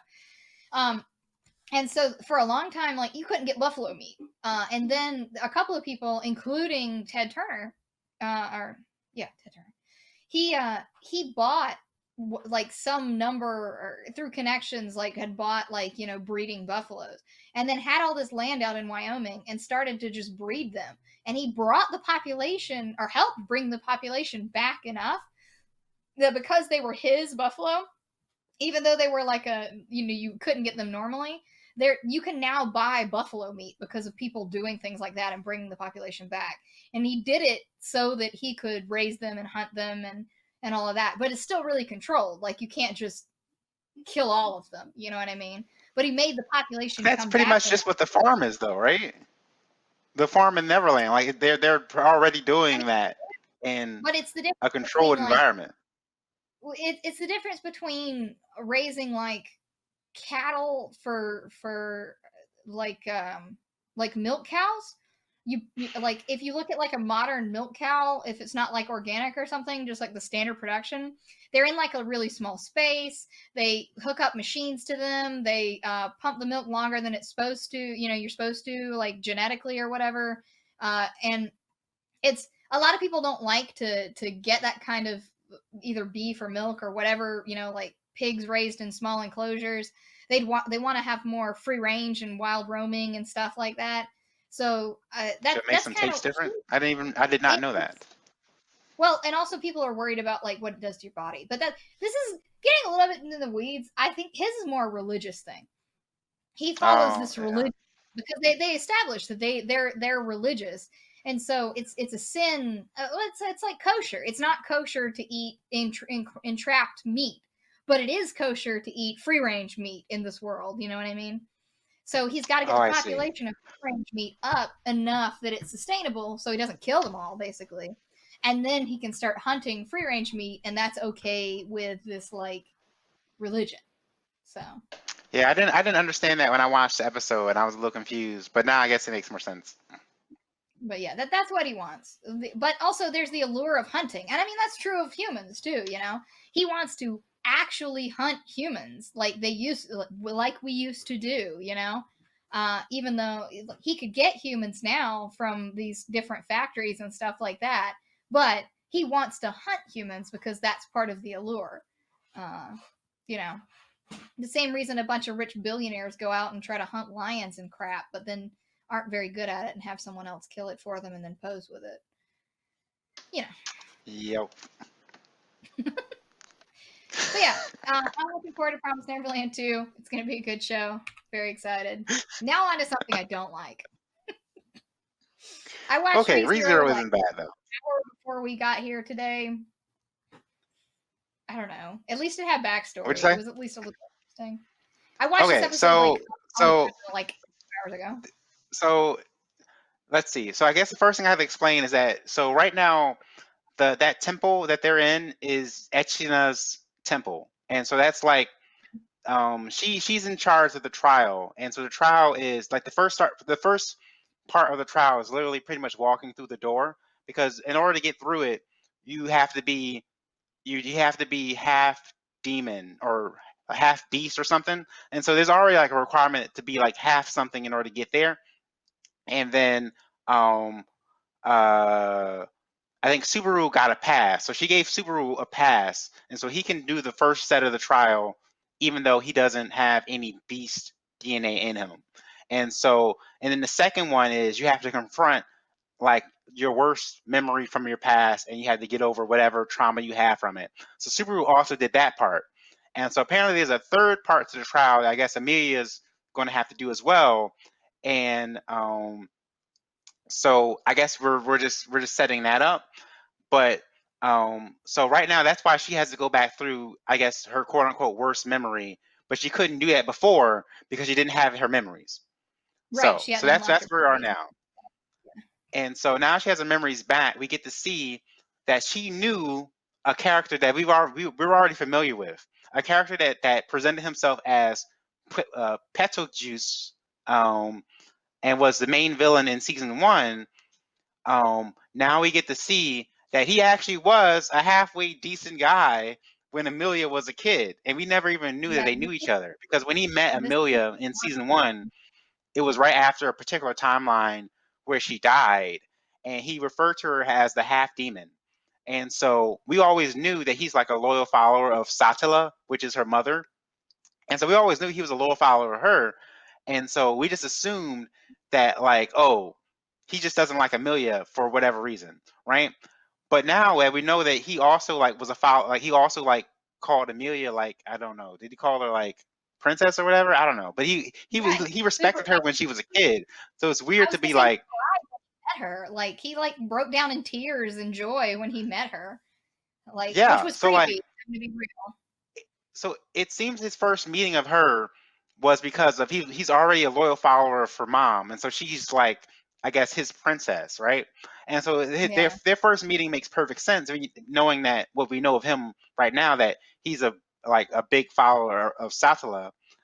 But the fact that, like, now that we know Amelia is Satala's daughter for sure, it raises questions, because in season 1, like, he did not care for her. Like, when she died in season 1, he was like, oh well, this stupid kid died over the first pebble she tripped over, right? Like, he was like messing with Mhm. her and like tried to like attack her dead body, and Subaru had to like defend her. So it's really weird to see where his character goes and how he got to the state that he's in, because like he really, That's like, I put the caption, he let himself go. Like, look at him. He is literally yeah. like decaying at this point. So That's like the thing. I, That's the thing. So you got to yeah, tell so I me don't know who's how the guy many that years has passed. Who's the guy we met at the end? Oh, that Who- that is his name is Regulus. So he is another of the member of the witches cult. And so the witch cult has like these archbishops that are in charge of a particular sin. So the Juice was in charge of the sin of sloth, right? Right? I think so. So Juice was in charge of that, and then Regulus is in charge of greed. And so they're both archbishops in the present day. But it seems like when in this flashback, this is before Juice was an archbishop. So Regulus is the Archbishop of Greed, and we got introduced to him. We got introduced to him in the beginning of this season because he came up, and he's the guy that um, attacked Rim. And the reason why Rim's not around is because he and another archbishop attacked her to the point where she's literally got phased out of existence. Like she's just a body now, and nobody remembers who she is because they ate her. It's pretty much like it's kind of like the butterfly thing from Inuyasha a little bit. They ate her actual existence, and so nobody but Mhm. Subaru even remembers who she is. So a lot of Gotcha. explaining. I'm trying to simplify it a No, little no, it's bit, but it's cool. like it's a lot. So it's funny that Juice and Regulus are now meeting each other because they're literally the two people in the show that have killed Rem at this point. Like Juice tortured Rem. Like we got introduced to Juice in season 1 because he's the one that tortured Rem to death and killed her the first time.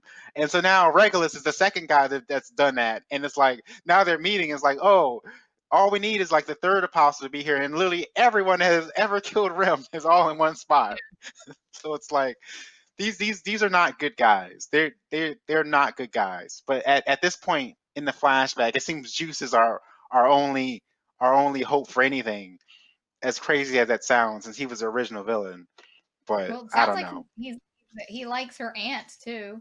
Uh, he's got like a Yeah, little which thing. is Yeah. I don't know how our aunt plays a part in it. I don't know because our aunt has we don't know anything about her aunt at this point. Yeah. Well, So this it's a lot. episode was It's a lot. interesting. It's a lot of things happening right now. I will say that I am I'm never excited to watch ReZero. ReZero is the only one that feels a little bit like a chore, like when I watch it. But I'll keep going. I'll keep going, and we'll see where we go here. Yeah.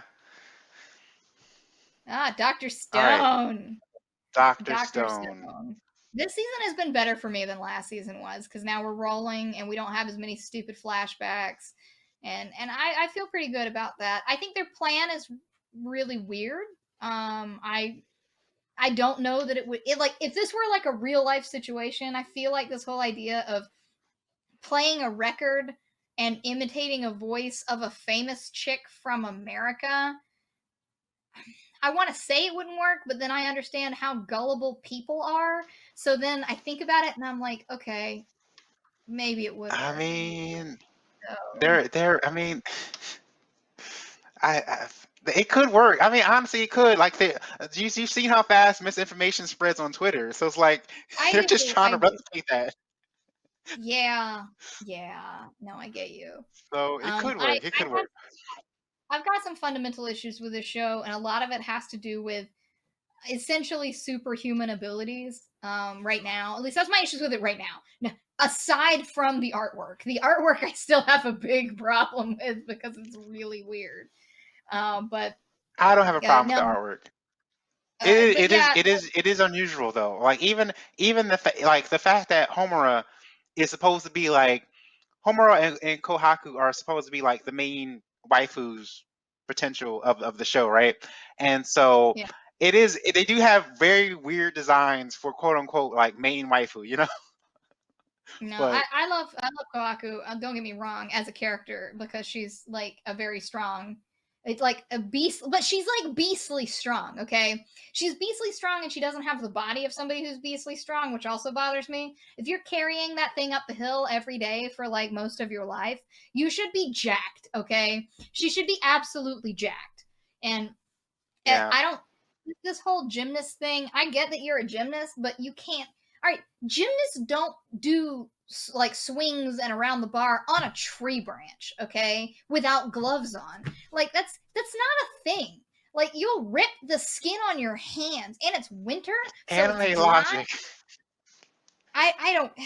But they're supposed to be. This is supposed to be like average people that they just found. You can't go and find a world class gymnast by just unlocking people. Okay, it was already incredulous that they got the monster high schooler guy. I Yeah. can't suspend my disbelief enough to like this show. All right, I just can't. So that's the difference that we have, right? So I suspended my disbelief enough in order to take it in, but you're just like, no, I can't accept this. I can't accept this. Well, But the like whole once you get thing over that, once you're able to suspend your disbelief, I think it's a really good show. No, if they didn't set up the whole show to be based on scientific principles, I wouldn't be so mad, okay? But they're trying to make it as logical as possible by actually showing you the real way to make, like gunpowder and crap like that. I get it, okay? I get it.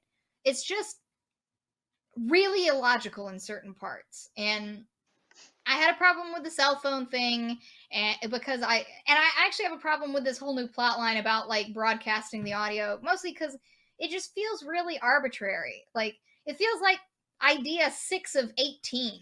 Like, it doesn't even feel like it's revolutionary and it's going to solve their problem. Of course it is, because that's how the storyline is written. But it feels like I'm spitballing ideas, and this is maybe like a number 6 that I'm going through, and maybe this will work. It doesn't feel like revolutionary, and it just, I don't know. It does. I don't like the narrative that much. Is really what I'm getting at. It's just. I'm in for Also, it. no one. Like Go I'm ahead. in for it. I do think that. So I think last week I was saying that the way that they classified their technology was weird because I was like, wait, no, this isn't a cell phone. This is just like a walkie-talkie. But the It's a fact, walkie-talkie. so I guess Yeah. like this episode they show the phone ring, and so I guess it technically is a cell phone. It's just like the cell phone from like the 80s or whatever or the 90s, whenever they first came out, and they were like these massive boxes. So I guess technically it is a cell phone, but it's just not a modern day one.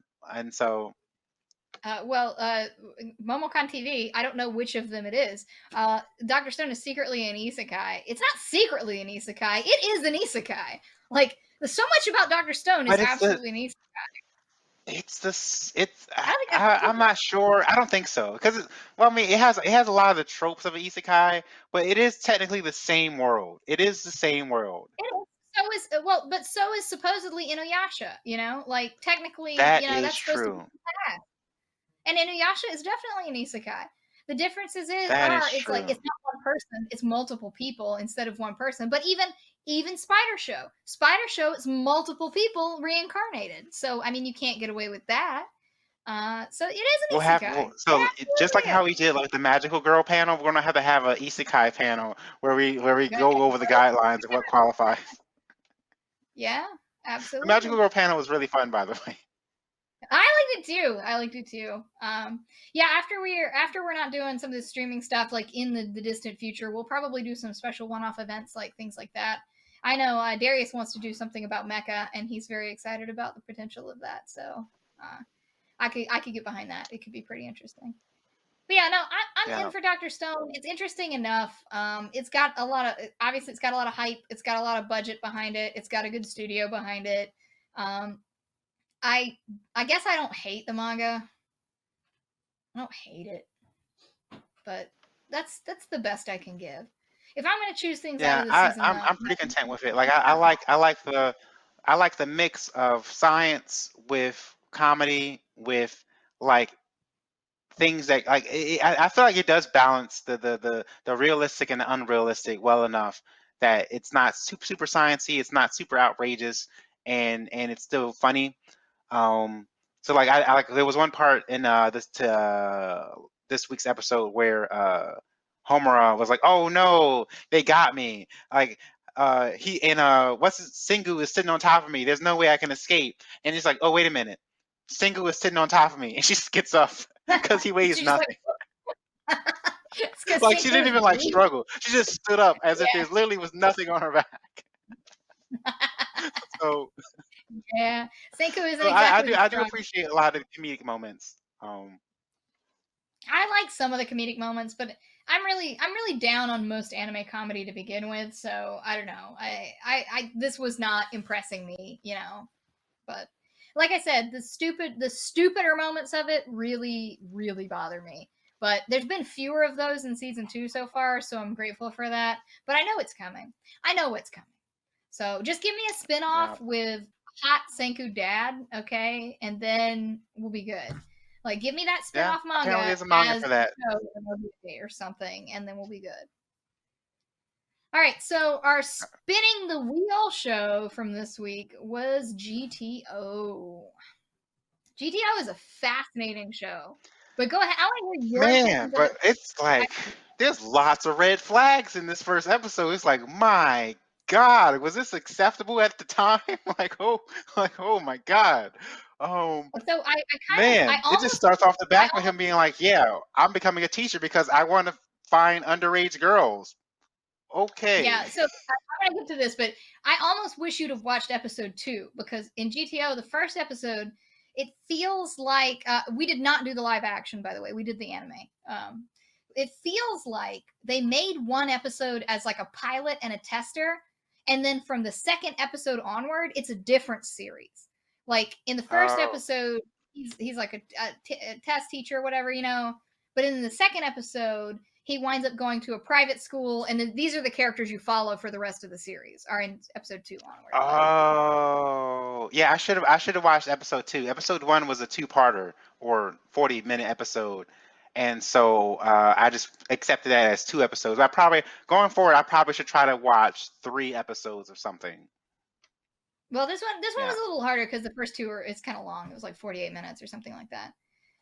Yeah. But all right, so GTO was like is a very highly acclaimed series, and it's because I think that it's.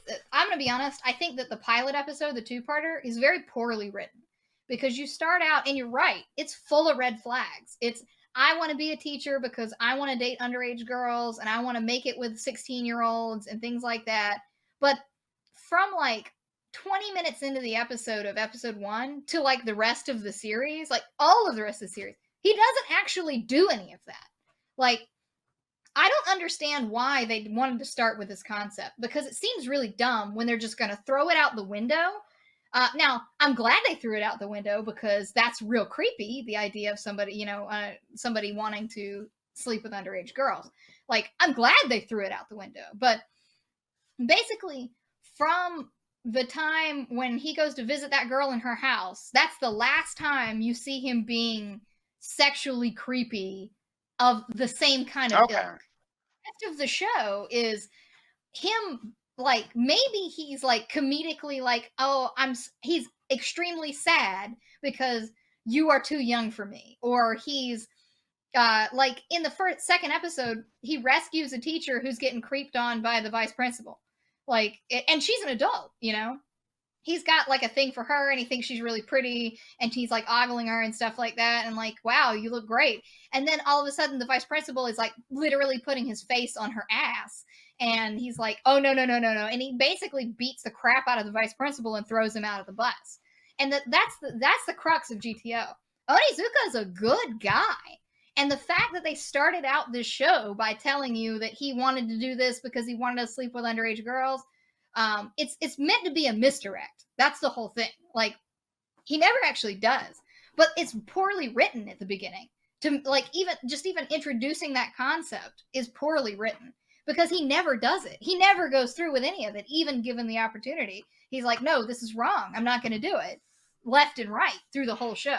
Yeah, so they Now, they they really lean into that in the beginning, and so it is quite a strange choice for that. So you're probably right. This might have been some type of pilot because yeah, that I think that it was. definitely is a strange choice. And I think as for I don't know what is it, the legacy of the show, having an episode 1 like that is a little bit off-putting and probably I will agree. make it harder for people to get into it. Because right now, episode 1 could not fly in the year of 2021. Like, Ooh, oh my God, absolutely. if that came out Oh, today, there would literally be riots at Netflix. I do not from Logosh Gaming. I could be wrong, but I believe the anime came before the live action. The live action, however, was very popular, and it was one of the things that people were very excited about. I don't know how different the live action is. It's been a really long time since I've watched it, but this was all based on a manga. So like the source material is a manga. But yeah, the the show, I mean, it's a pretty decently long show, and it's him teaching lessons to delinquents, basically, is what it is. Sometimes it's complicated, like that girl's home life kind of thing, and sometimes it's really simple, like those three dudes that tried to jump him and then he like dunked him in water. Or was that in the second episode? I think that might have been in the second No, episode. that was first episodes. That first episode? It was pretty. There was some pretty big escalations. It was like, oh, I Oh mean, yeah. honestly, Now this is them trying to frame him with the he girl was pretty big, but then he literally tied them up and like waterboarded them, and it's like, he did. what do you? Wait a minute. So you absolutely should not take advice from Onizuka here, and he is not a completely redeemable character. Don't get me wrong, okay? He's still kind of a creep. Yeah. He still definitely abuses students, like physically. He definitely physically abuses students. So Also, him it's a breaking the thing. wall in the first episode was a pretty. I mean, that's really out of line. Like I know I like they played the good guy hero music in the background, and they made it look like such a cool scene. But no, you broke into somebody's house and you broke their Yeah, walls. he did. Like Well, that's the that's thing. That's a that's kind of out of line. the part about this that makes it incredulous is that there's no comeuppance for him at like any point in the series. It's like he never gets in trouble for these things that he's doing, like waterboarding children and stuff like that. Um, Yeah, and it it's doesn't like really make sense as to why he doesn't get in trouble for things like that, but he doesn't. So in this episode, they the girl's parents are about to call the police on them, and she put her hand on the receiver to stop them, and it was like, oh, yeah, that's all it takes. That's literally all it takes to stop this man from going to jail. yeah. Okay. Yeah, the strange dude that has now broken in and destroyed your house. And yeah, no, I mean, it's meant for effect. I mean, I get where they're going with the narrative for that, and it's meant for effects and everything. Yeah. But the show is interesting. I actually went back and I watched episode 1 and 2, and then I went to a specific episode that I vividly remember in my memory, where he goes out with this like really annoying girl and this bunch of like students or whatever, and they're like, she's like really manipulative to a bunch of people, and she's like, well, you need to take me out to eat the fanciest tuna at the fanciest sushi restaurants. So he takes them all to a sushi restaurant, and she's like, this isn't fancy enough. So he takes them to a super fancy sushi restaurant, and not only does he let them order whatever they want, he keeps ordering like the otoro fancy tuna and just eating it like a pig left and right. And he's like, oh, it's so good, give me 3 more orders. And it gets real awkward, and they're like, oh my god, what is he doing, what's going on? And he's ordered all this stuff, Yeah. In this and he episode, dives and dashes. He just runs out the door, and he leaves all the students there to take care of the bill, and he just runs away. He even I found it steals one funny of that the the books. first episode had him the long monologue of him like, oh, that was some good tuna, and he just went started saying all these random facts about sushi because he was just so mad that she threw it away. So apparently I guess Yeah. it's a running gag. Well, and part of that was also he was trying to get her to not talk about these weird sexual things too.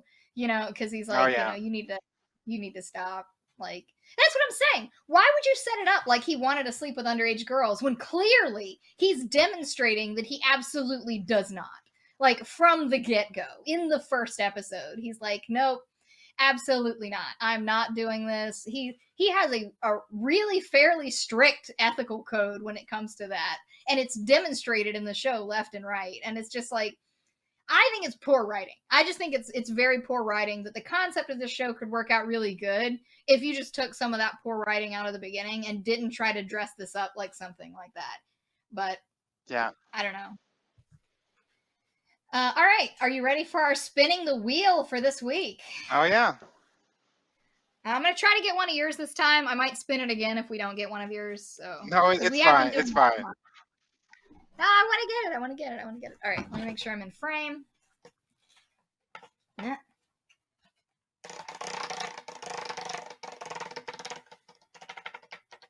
What do we at? We're gonna call that 19.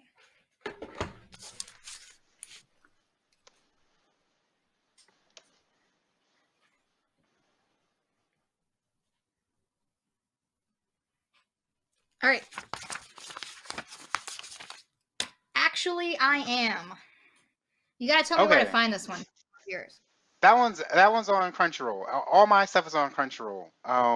And so that's a show about this guy, and he just happens to walk in on a girl in the classroom at their school, and at that particular moment, she's like stretching and relaxing, and she's like so laid back at the moment that she's stretching her wings because it turns out she's a vampire, and so he walks in with her, revealing that she's a vampire, and that's where their romance kind of starts where we just Okay. actually All right. I am a vampire. So that's it.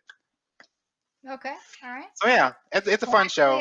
I am. I'm excited to watch the first episode again. I enjoyed it when I first saw it. What are you most stoked about watching next week on like our main stuff? Not most what? What are you most excited about watching next week for like our main shows?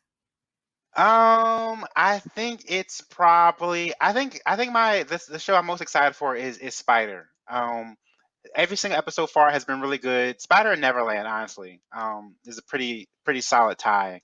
Yeah, I Neverland's think really good this Neverland season. is more exciting. Spider is I'm more interested seeing what it becomes. So they're both really good. Okay. Okay. Cool. I think Skate the Infinity is my number one excitement for next week. Even if it's not my number one Of show. course. I'm really excited to Of meet course. Matador guy, like, and see him do creepy stuff. I'm here for it. Yeah. 110%. So Now we have to wait yeah. till Saturday. Yeah. Pretty excited about that. Yeah, it's weird. Like the stuff I like more airs earlier, and the stuff I like ReZero was the last thing I watched because it came out yesterday or day before or something like Yeah. that. And I'm like, oh man, I guess I gotta Log Horizon and ReZero come out real late in the cycle, and I'm like, I gotta watch Yeah, ReZero. it's the last stretch of your anime marathon. Just got to make it through Log Horizon. Well, but not Log Horizon anymore. Are we officially dropping it? I'm okay with that. I don't hate Log Horizon, but I don't like it enough to keep it.